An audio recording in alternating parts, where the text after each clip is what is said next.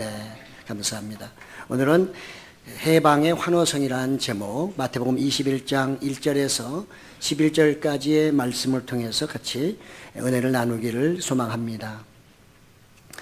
어떤 분이 주장하기를 이렇게 말합니다. 사람에게는 매인병이 있다. 매인병, 어디에 매여 있다. 그래서 이 병은 아주 흔한 질병이라고 합니다. 사람들은 어딘가 매여 있어야 편함을 느낀다고 합니다. 매여 있다가 풀리게 되면 오히려 허전하고 그래서 자기의 정체성을 상실하는 듯한 그런 어떤 느낌을 받는다는 거죠. 그렇기 때문에 소속감이 없으면 외롭고 또 살 수가 없다는 것입니다. 그러니까 그런 의미에서 우리 사람이 어딘가 예속되어 있는 것은 대단히 좋은 곳이다, 이렇게 말씀드릴 수가 있는 것이죠. 그러나 중요한 것은 누구에게 매여 있느냐가 또한 중요하겠죠. 그래서 매여 있을 만한 것에 매여 있으면 복이지만 그렇지 아니하면 그것은 구속에 불과할 것입니다.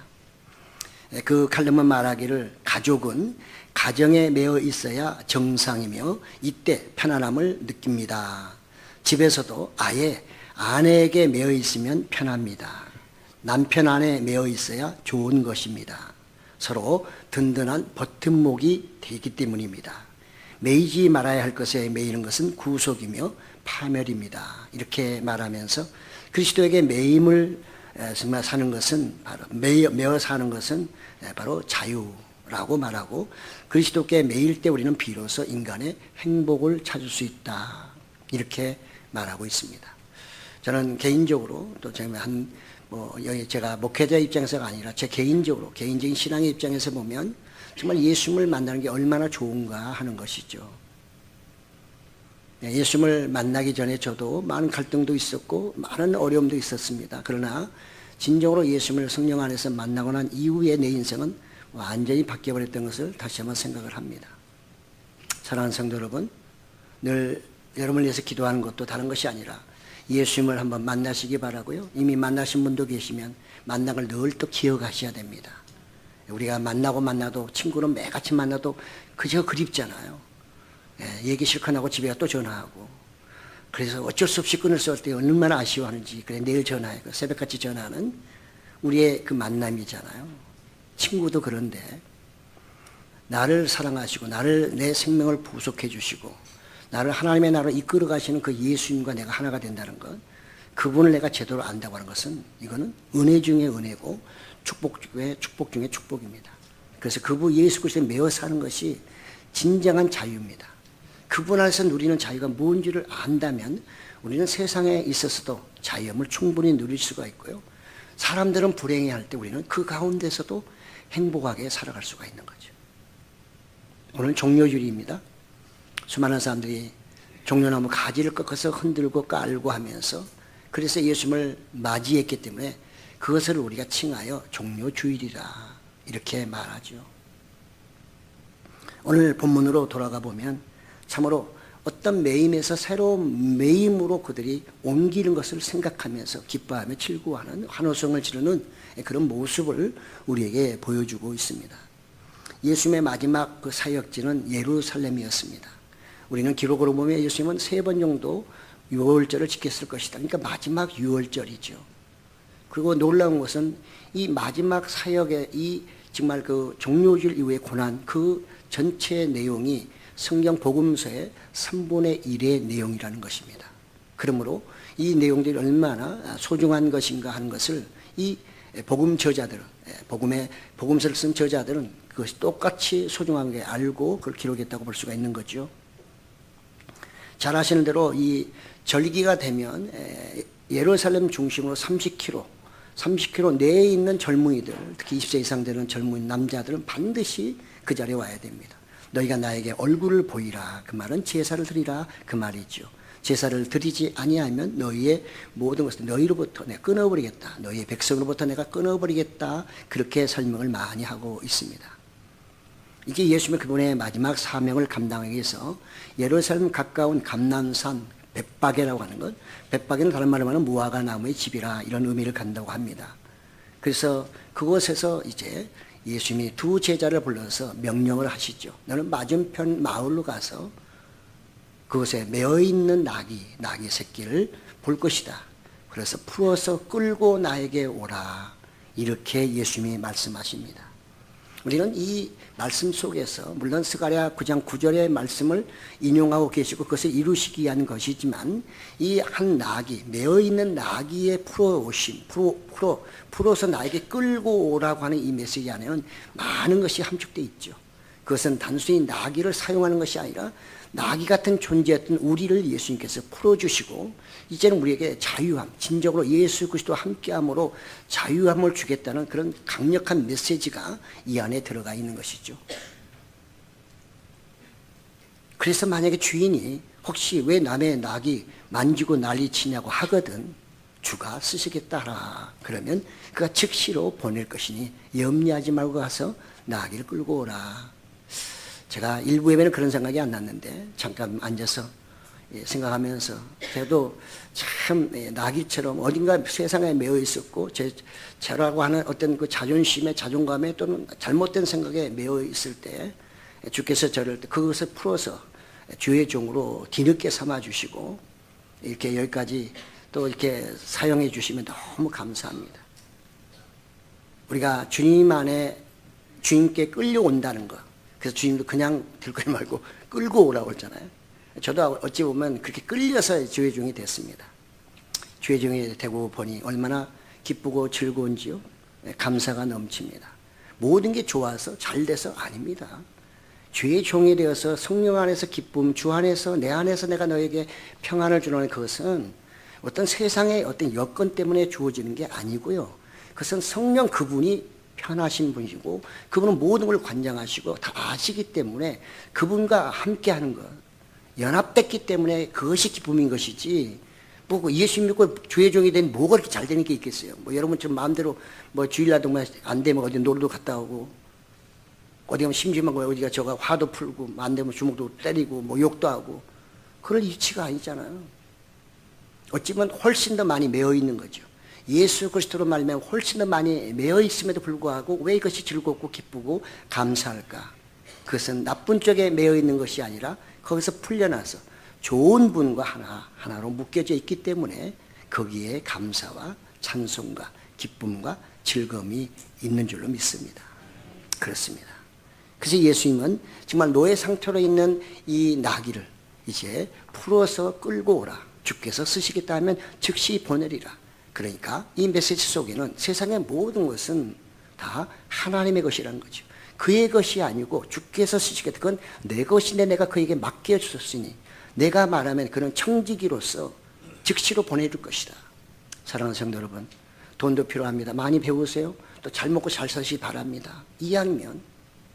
그러나 중요한 것은 그 모든 것은 하나님이 우리에게 맡겨놓은 청직이라는 것에 불과하다는 것 꼭 기억하셔야 됩니다. 그래서 그분이 때로는 가져가시면 감사하시고요. 어디에다 주라고 하면 줄 줄도 알아야 되고. 왜? 그것이 내 것이 아니기 때문에. 그걸 움켜잡고 내 것으로 계속 붙잡고 있으면 그때부터는 불충한 종이 되고 마는 것이죠. 그래서 오늘 이 메시지 속에는 그 낙이 뭔가 얽매이는 그를 풀어주는, 해방시켜주는 이런 모습을 그 안에 담고 있고 뿐만 아니라 그 주인 또한 그것이 그의 것이 아니라는 것을 알려주고 있다고 볼 수가 있는 거죠. 예수님은 모든 일을 그냥 하지 않습니다. 그분은 늘 하나님의 뜻 안에서 하나님의 뜻을 이루시기 위해서 모든 걸 하시지 하나님의 뜻과 관계없는 일을 하시는 분이 아닙니다. 원래 오실 때부터 하나님께로부터 보내심을 받았기 때문에 그분은 그분의 미션이 있습니다. 하나님이 그분에게 주셨던 사명이 있기 때문에 그 사명 외의 것은 할 필요도 없습니다. 그것만 충실히 이행하고 가시면 되는 겁니다. 사랑하는 성도 여러분, 우리 신앙생활하면서 우리가 자기의 주어진 그 직분을 잘 감당하면서 믿음의 길로만 열심히 가세요. 그러면 하나님의 때에 따라 비도 주시고 때에 따라 걷게도 햇빛도 주시고 또 먹을 것도 안전한 곳으로 인도하시면서 이것도 보게 하고 저것도 보게 하시면서 중요한 것은 어떤 상황 속에서도 그걸 다 이겨나가게 하면서 거기서 많은 것을 깨닫게 한다는 거죠. 아, 하나님이 이래서 저래서. 그러니까 원망 불평하기보다는 깨달음으로 인해서 그것이 전부 어떻게 된 거예요? 다 행복으로 만들어지는 거죠. 점점 그것이 모아지면 큰 행복의 정말 단지가 되는 것입니다. 그래서 우리는 염려 근심하기보다는 내가 진정으로 주님 안에 있는가, 내가 주님의 뜻대로 지금 가고 있는가, 이것이 관건이라는 것입니다. 거기만 있다고 하면 염려 근심할 것이 없는 줄로 믿습니다. 저도 정말 바닥에서 완전히 기었고요. 제가 목회자가 되기 전에 바로 완전히 바닥에서 기었고, 그 다음에 여기까지 오기까지는 꿈에도 생각하지 못했습니다. 꿈에도 생각하지 못했습니다. 저는 목회자가 됐을 때 꿈에도 내가 과연 우리 자녀들이 대학을 나오고 그렇게 할 수 있을까?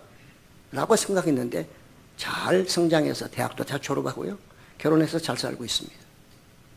사랑하는 성도 여러분, 우리 주님은 그분이 맡긴 일을 감당하면 때로는 힘들지만 그것을 통해서 영광도 하나님이 받으시고 우리에게도 그 영광도 나눠주신다는 것을 꼭 기억하시기 바랍니다. 예수님은 그래서 하나님 말씀대로 스가랴 9장 9절의 말씀을 그대로 또 이루시기 위해, 그것을 또 이루음으로 인해서 메시아인 것을 입증하게 되는 거니까요. 그래서 9장 9절의 말씀을 마태는 인용하고 있는 걸 볼 수가 있습니다. 스가랴 9장 9절을 다시 한번 읽어보면 그렇습니다. 시온에 따라 크게 기뻐할지어다.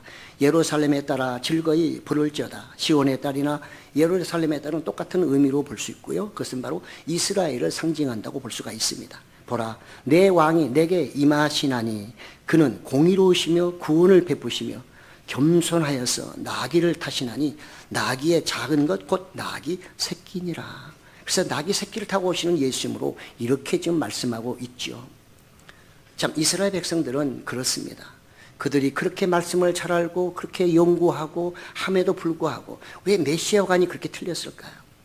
저는 그게 지금도 의문입니다. 왜 그들은 납비도 그렇게 많고 지금도 납비가 15%입니다.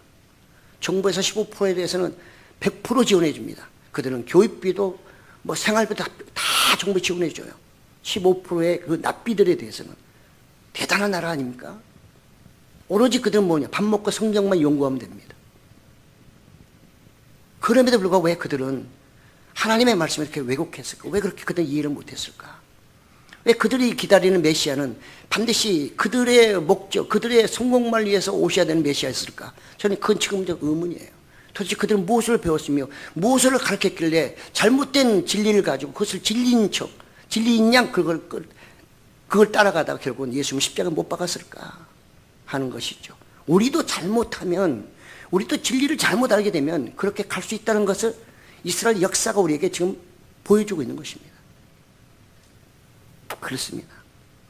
예수님은 개선 장군처럼 흰 말, 멋있는 말 타고 오지 않으셨습니다.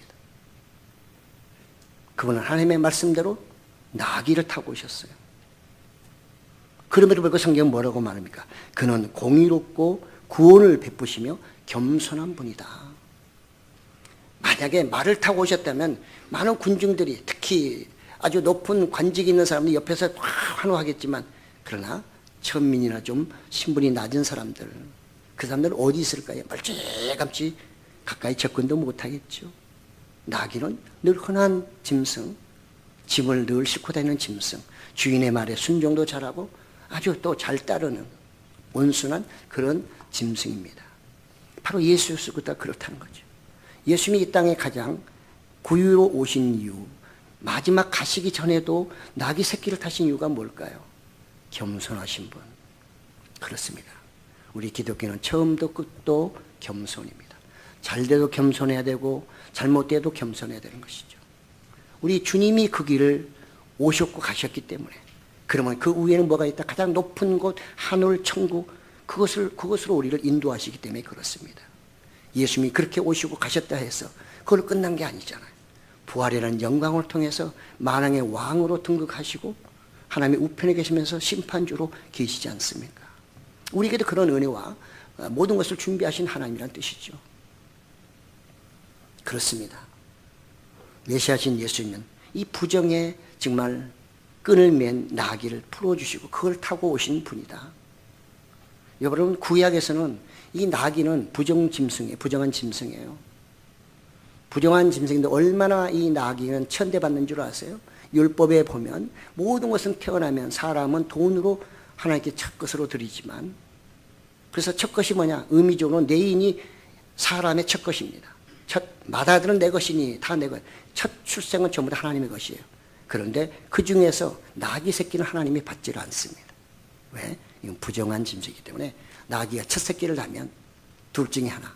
누가 그 나귀를 대신 사서 기르려면 그 환전해서 돈 계산해가지고 그 돈을 하나님께 드리는 것이고, 그럴 사람이 없다 그러면 첫 나귀 새끼는 목을 쳐서 죽여버리는 것입니다. 그게 바로 나귀입니다. 부정의 끈에 매어 있는, 부정적인 의미를 많이 주는 것이 바로 나귀입니다. 예수님이 지금 그 부정을 깨버린 것이죠. 부정의 끈을 긍정의 끈으로 만드시고, 그를 이제 어떻게 그런 죄인들을 풀어서 구원시키겠다고 하는 메시지가 이 안에 들어가 있는 것이죠. 그래서 예수님은 정말 그 왕, 전쟁과 승리, 개선 장군이 타고는 말을 타고 씩씩하게 멋있게, 그래서 막 호산나 뭐 하면서 하는 그런 분으로 오신 게 아니라 바로 나귀를 타고 가장 낮은 자리로, 어찌 보면 가장 천한 자리로, 때로는 사람들이 아이고 저 뭐하는 짓거리야 라고 비아냥을 받을 수 있는 그 나귀 새끼 또는 나귀를 타고 오셨다는 사실을 우리가 기억해야 하는 것이죠. 예수님은 하늘에 계신 하나님의 아들임에도 불구하고 이 땅에 오셔서 그렇게 낮은 자리로 오셨고 낮게 가시고 있는데, 우리가 그를 따르는 우리가, 교회가 교만하면 안 되겠죠. 아무리 잘 돼도, 아무리 번영해도, 아무리 잘 나가도 늘 겸손 또 겸손. 그럴 때일수록 더욱더 자세를 낮추고 나귀를 타고 가듯이 그런 예수님의 모습을 우리가 반드시 본받을 때에 우리는 세상의 빛과 소금이 될 줄로 믿습니다. 지혜자들은 예수님의 명령에 따라서 믿음으로 나아가 그래도 나귀 또 나귀 새끼를 끌고 예수님께 왔고, 예수님께 와서는 그들의 옷을 벗어서 그 나귀 등에다가 펼칩니다. 이제 타십시오, 왕이시여 타십시오 하는 그런 의미겠죠. 당시에는 이 왕이 즉위식을 할 때나 또 이동할 때 바로 그 짐승 위에다가 옷을 또는 천을 깔아서 이렇게 왕이 타고 갔기 때문에 그런 어떤 의전식을 지금 하고 있는 거죠. 자, 이렇게 해서 이제 예루살렘에서 예수님이 출발하게 되는 것을 볼 수가 있습니다. 참 신통방통합니다. 그 당시에는 이제 이 메시아가 그 감람산에서 오실 거다는 이런 설이 있었습니다. 그래서 사람들은 이 감람산에서 늘 쳐다보며 정말 메시아가 올 걸 기다리고 있었으므로 예수님 감람산 그쪽에서 이제 예루살렘으로 이렇게 내려오신 걸 올라간다고 볼 수가 있죠. 실제로 거리에 가서 보면 감람산이 위에 있습니다. 예루살렘 밑에 있고요. 그래서 감람산에서 예루살렘을 보면 아주 상당히 밑에 있으면 다 보이죠. 그러나 우리는 예루살렘 항상 중심으로 한다면 올라간다 이렇게 표현할 수 있는 거죠. 그 높낮이에 관계없이. 왜 예수님이 이렇게 이제 거기서 내려올 때 많은 사람들이 갑자기 호산나 다윗의 자손이여 찬송하리로다, 높은 곳에서 구원을 찬송하는 그런 찬양을 그렇게 했을까요? 분명히 그러면 그 무리들 중에는 예수님의 기적을 본 사람이 있었을 것입니다. 죽은 나사를 살렸던 것을 본 사람 증인들이 있을 것이고, 또 주변에 다른 예수님의 오병의 기적을 본 증인들도 있을 것이고, 다양한 증인들이 있었을 것입니다. 그 증인들이 한마디 두마디 하다 보니까 저분이 바로 메시아예요, 바로 그분이 하면서 하다 보니 한두 사람 모여서 그 무리들이 예수님을 따르면서 호산나 다윗의 자손이여 우리를 구하소서 막 이렇게 함성을 지르지 않았을까요? 그래서 그들은 뭔지는 모르지만 자고는 무리를 지어서 무리들이 이제는 엄청난 무리가 따르고 있는 것을 볼 수가 있습니다.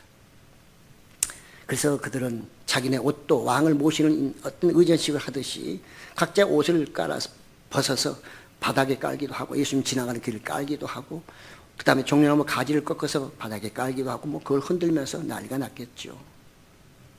그 당시에 어떤 데이터에 보면 이 예루살렘에 동원된 그 유월절 양, 죽은 유월절 양이 25만 마리라고 합니다. 그리고 그 당시에 동원된 사람이 250만 정도 될 것이다. 이렇게 그 당시에 데이터가 말해주고 있습니다. 예루살렘 큰 도시가 아닙니다. 거기 250만이 들어갈 수 있을까요? 모르겠습니다. 어쨌든 조사는 그렇습니다. 그런 엄청난 인파가 모였고 또 제사를 드리고 있는 그때에 예루살렘으로 들어가는 예수님의 그 행렬에 이런 사람들이 있다면 그 무리는 적지 않았다는 거죠. 엄청난 무리였다는 거죠. 마태복음 21장 9절 오늘 본문에도 보면 그래서 앞에서 가고 뒤에서 따르는 무리가 소리 높여 이르되 호산나 다윗의 자손이여 찬송하리로다 주의 이름으로 오시는 이여 가장 높은 곳에서 호산나 하더라 이렇게 말씀하고 있습니다. 이미 앞에서도 말씀드렸지만 그들은 지금 로마의 압제에서 또 헤롯의 그 아주 탄압에서 정말 얼마나 힘들었으면 그 오시는 나귀를 타고 오시는 예수님을 향해서도 그들은 메시아로 생각했고 그들의 구원주로 그들은 생각했던 것이죠. 그래서 다윗의 나라, 통일됐던 다윗의 때 그래도 안정된 나라였잖아요. 통일시켰고 늘 그들은 그것을 생각하면서 다윗 왕국을 꿈꿨습니다. 그것을 회복되는 그날이 바로 메시아가 오는 날이라 그들은 그렇게 믿었거든요. 그렇기 때문에 오늘 본문에서도 마태는 다윗의 자손 예수여 이렇게 표현하고 있는 것을 볼 수가 있습니다. 참으로 그들은 이제 이 호산나를 부르면서 해방의 그 함성을 막 지르고 있습니다. 이제 우리는 드디어 새 날을 맞이하게 됐다. 드디어 새 날이 왔다. 그날 하나님이 우리를 준비하신 그 메시아가 오시는 그날 내가 너희를 정말 구원하여 세계 으뜸 가는 백성이 되게 하리라. 모든 백성들이 너희 앞에 가서 무릎을 꿇으리라는 그날이 왔다고 그들은 믿었던 것이죠. 이 무리들은 그것을 틀림없이 믿고 지금 호산나 하면서 다윗의 자손이 하면서 뒤따르며 앞에 가며 뒤에 가면서 그들이 지금 예수님을 옹호하면서 드디어 우리의 왕이 오셨다고 그들은 지금 환호성을 치고 있는 것입니다. 여러분 그런데 또 다른 무리가 또 있어요. 오늘 본문에서 나오지 않지만 요한복음 12장 19절에 보면 이런 말씀이 나옵니다. 바리새인들이 서로 말하되 볼지어다 너희 하는 일이 쓸데없다. 보라 온 세상이 그를 따르는도다. 이렇게 말하고 있어요.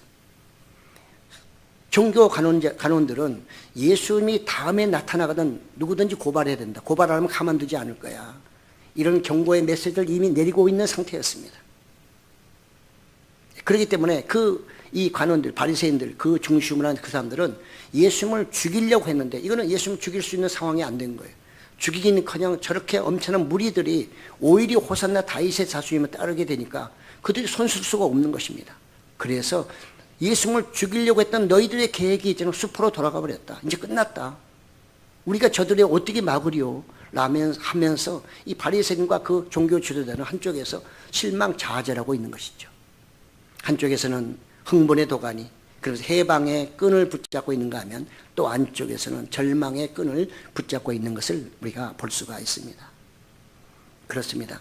그들은 이 예수 그리스도를 통해서 이제는 낡은 세계가 지나가고 낡은 질서도 사라지고 이제는 새로운 세계, 새하늘 그 시대가 드디어 왔다라고 하면서 그들은 지금 환호성을 지르고 있는 것입니다. 그래서 호산나 다윗의 자손이 우리를 구원하소서 하면서 그들은 예수님을 구원주로 인정하게 된 것을 볼 수 있습니다. 우리는 이런 찬양을 통해서 정말 예수님이 처음에 오셨을 때 다윗의 동네 그리스도가 나셨다고 하는 천사들의 말과 그들이 찬양하며 올라가는 그런 장면을 생각해 볼 수가 있고요. 또 그런가 하면 동방박사들이 정말 왕이 태어났다는데 거기 어디냐라고 해서 헤롯 왕에게 가서 물어볼 때 헤롯이 많은 학자들을 모아서 도대체 그 왕이 어디서 태어난단 말이냐. 그 난리가 났잖아요. 그런 것들을 연상할 수 있는 거죠. 무슨 얘기입니까? 예수님이 떴다 하면 거기는 반드시 두 현상이 나타납니다. 지진이죠. 한쪽에서는 할렐루야 아멘 하지만 한쪽에서는 노멘하는 경우가 반드시 두 무리가 있게 됩니다. 그래서 예수님이 어디든지 복음을 전하거나 그분이 가신 곳에는 반드시 지진이 일어나게 되어 있습니다. 우리는 기독교가 우리나라 들어올 때도 수많은 사람들이 죽었습니다. 그들의 피로 인해서 우리는 지금 기독인이 됐잖아요. 우리 가정에도 복음을 전할 때 반드시 희생자가 따르게 되어 있습니다. 많은 목사님들 중에는 정말 몇 대 독자가 갑자기 신학교를 가고 목사가 된다고 하니까 그 집에서 이름을 파버린다고 해가지고 뭐 법적으로 팔 수가 없으니까 아예 쫓아내버려서 혼자 신학을 고생해서 나중에 목회자가 돼가지고 그 과정을 다 구원하는 그런 경우도 참 많죠. 어쨌든 복음은 들어가면 소란을 일으키는 거죠. 자, 이렇게 해서 예수님이 그 입성하게 되니까 지금 난리가 났잖아요. 이런 이상한 것을 보면서 사람들은 지금 또 난리가 났어요. 저가 누구냐 하면서 지금 모든 시선이 지금 예수님께 쏠리게 됐습니다. 당연하죠. 그들은 인정하지 않는다 할지라도 예수님은 예루살렘 성전의 주인이시고 그분이 모든 것의 주인이기 때문에, 주인공이기 때문에 거기에 쏠릴 수밖에 없다는 것을 우리는 잘 알 수 있는 것입니다. 그렇지만 그들은 뭐라고 말합니까? 누구냐고 물어볼 때 그들의 대답은 무엇이었어요? 갈릴리에서 온 예언자 예수. 그들은 솔직하게 얘기하지 않습니다. 실제로 그들의 마음속에는 예수님을 메시아로 믿어야 되고 또 믿고 싶고 메시아로 지금 믿고 있고 따르고 있지만 누가 물어보면, 옆에서 누가 물어보면 그것을 한층 낮춰서 잘못하면 내가 피해를 볼 수가 있으니까 한 발을 슬그머니 빼면서 갈릴리에서 온 예언자래, 뭔가 또 할 일이 있나 보지, 뭔가 하겠지, 한번 따라가 봐야지, 이 정도의 무리들의 함성이라는 거죠.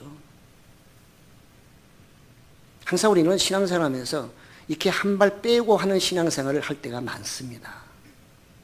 무리들의 신앙이 그렇습니다. 무리들은 믿을 수가 없어요. 언제 어떤 물결에서 쏠려가 버릴지 알 수가 없어요.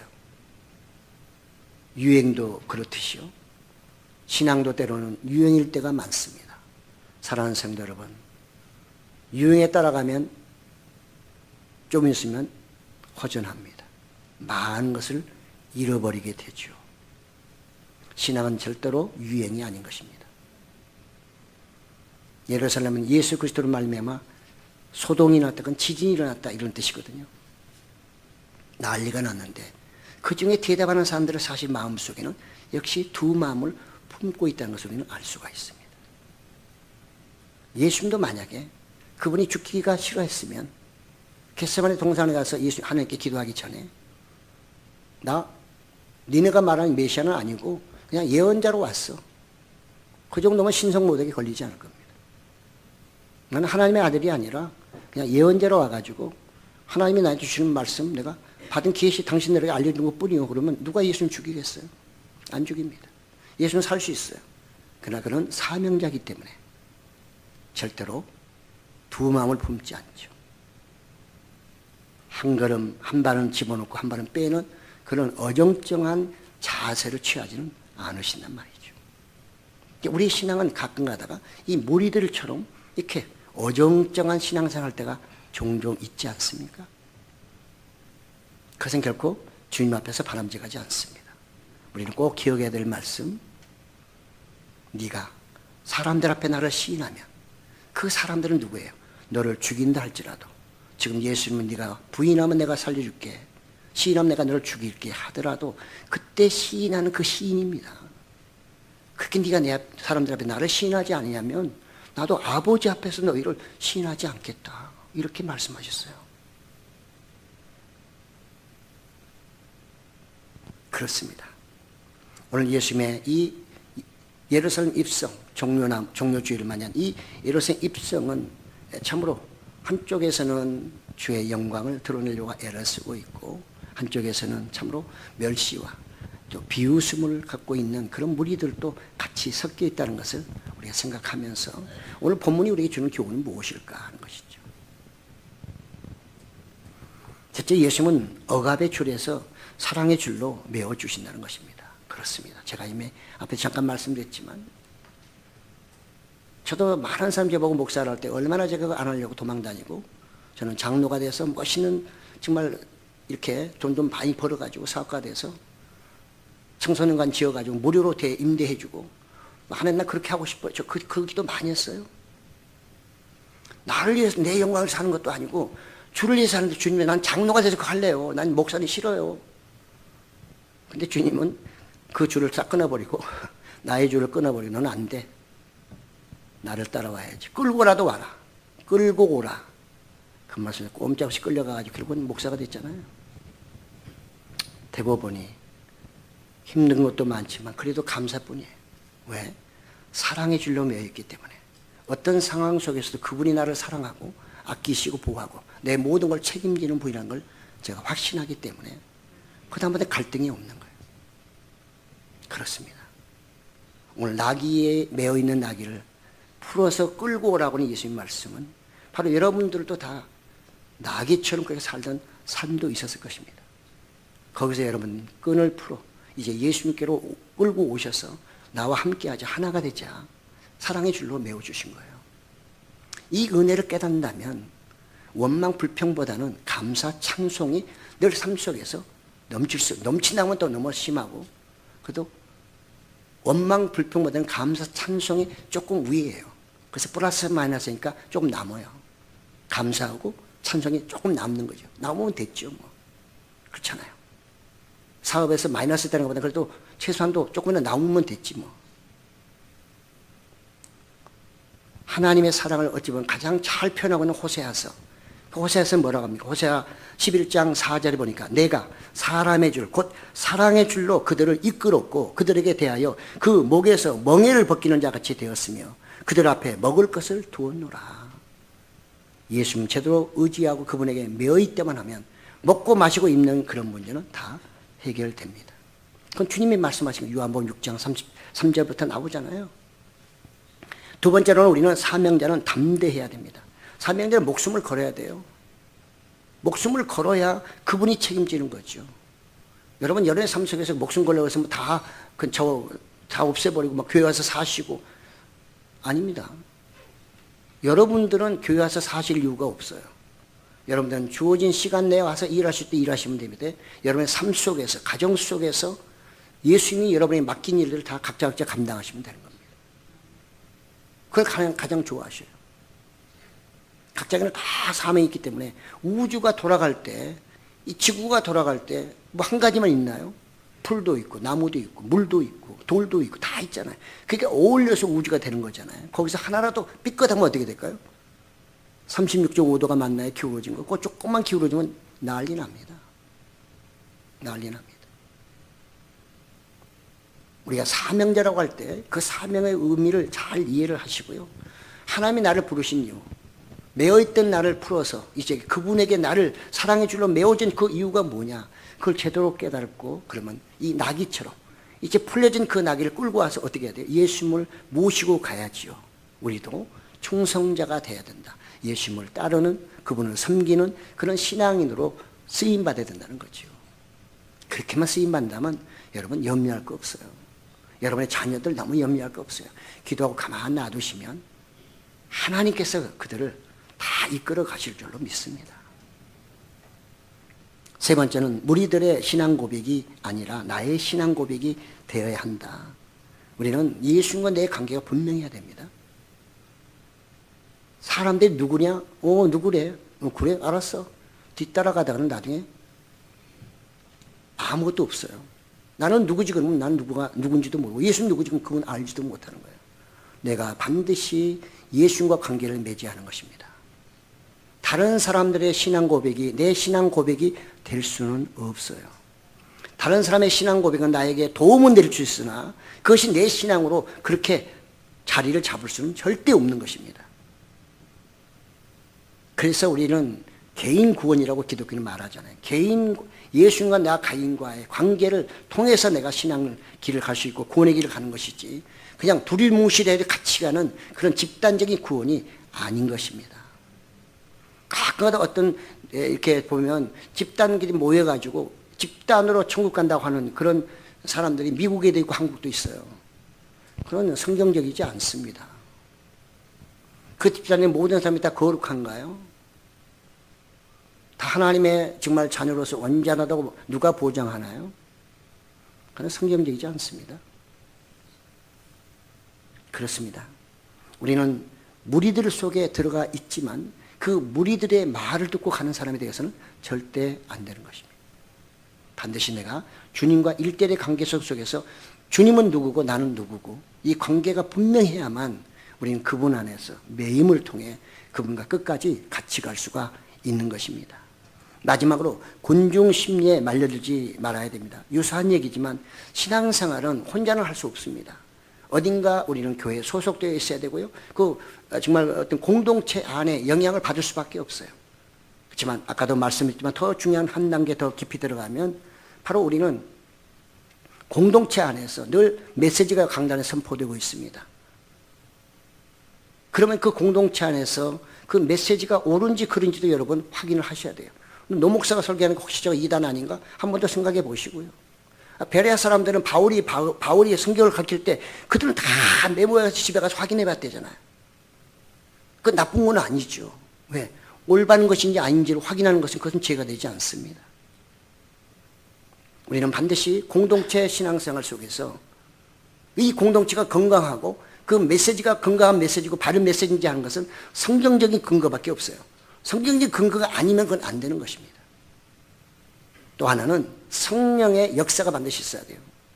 사랑하는 성도 여러분, 성령으로 거듭나지 않은 사람은 절대로 예수를 믿을 수도 없고 천국에 못 갑니다. 성령으로 거듭나지 않은 사람은 회개를 할 수가 없어요. 하나님의 영이 없는데 무슨 회개를 해요? 회개를 한다는 것은 하나님의 영이 함께 있다는 사실이고요. 그 다음에 내가 성경을 보고 그 말씀을 통해 깨닫게 하고 내가 죄인이라고 의식하고 인식하고 회개하는 것은 이건 성령이 함께 한다는 증거입니다. 근데 그런 의식이 전혀 없다. 이래도 좋고 저래도 좋고 내가 무슨 죄인이야 하면서 간다면 이거는 의심해 봐야 되는 거죠. 누가 그걸 의심하며 당신 지옥 간다고 말할 수 있겠어요? 아무도 그런 말씀을 말할 자격도 없고 저 자신도 마찬가지입니다. 그러므로 어떻게 해야 돼요? 그런 분들은 본인이 압니다. 본인이. 그러면 주님께 긴밀하게 비밀리에 기도하셔야 돼요. 니고데모가 예수님 몰래 찾아갔듯이 주님 이거 내가 아무리 봐도 좀 이게 좀 껄쩍지근한데 이게 내가 진짜 성령으로 거듭난 사람 맞습니까? 내가 주님의 그 사랑의 줄에 매여있는 존재가 맞습니까? 나를 좀 보여주세요. 확인해 주세요. 이거 반드시 필요합니다. 도마가 안 되는 게 좋긴 하지만 늘 말씀드리죠. 안 되면 도마처럼 해도 되라. 너는 어째 의심하냐? 그래도 그를 살리기 위해서 예수님은 와서 내 창자국 만져보고 내가 그인 줄을 알고 믿어라. 그러면서 예수님이 안 보고 보지 않고 믿는 자가 복이 있다고 말씀해도 그러나 도마에게는 뭐예요? 그래도 안 보고 지옥 가는 것보다는 만져보고 지옥 가는 게 낫다. 보고 지옥 가는 천국 가는 게 낫다는 메시지 아니겠어요? 우리가 예수 믿는 게 뭡니까? 궁극적으로 다 하나님 나라에 가는 거잖아요. 이 땅에서 잘 먹고 잘 살기 위해서 예수 믿는 건 아니잖아요. 그렇죠? 그건 왜? 성령이 우리와 함께 있기 때문에 그렇습니다. 군중의 심리를 따르는 것은 대단히 위험하고요. 항상 그 안에서는 성경적인 근거가 있어야 되고 성령의 역사가 나타나야 하는 것이죠. 이게 교회입니다. 그 공동체 안에 있어야만 내가 살 수 있는 것이고 내가 주님과 함께 있다는 증거가 될 수가 있는 것입니다. 이 무리들을 보세요. 그렇게 호산나 다윗의 자손 예수여 뭐 찬송합니다 뭐 하면서 흔들고 난리치던 그 무리들이 한번 싹 쏠리니까 어떻게 됐어요?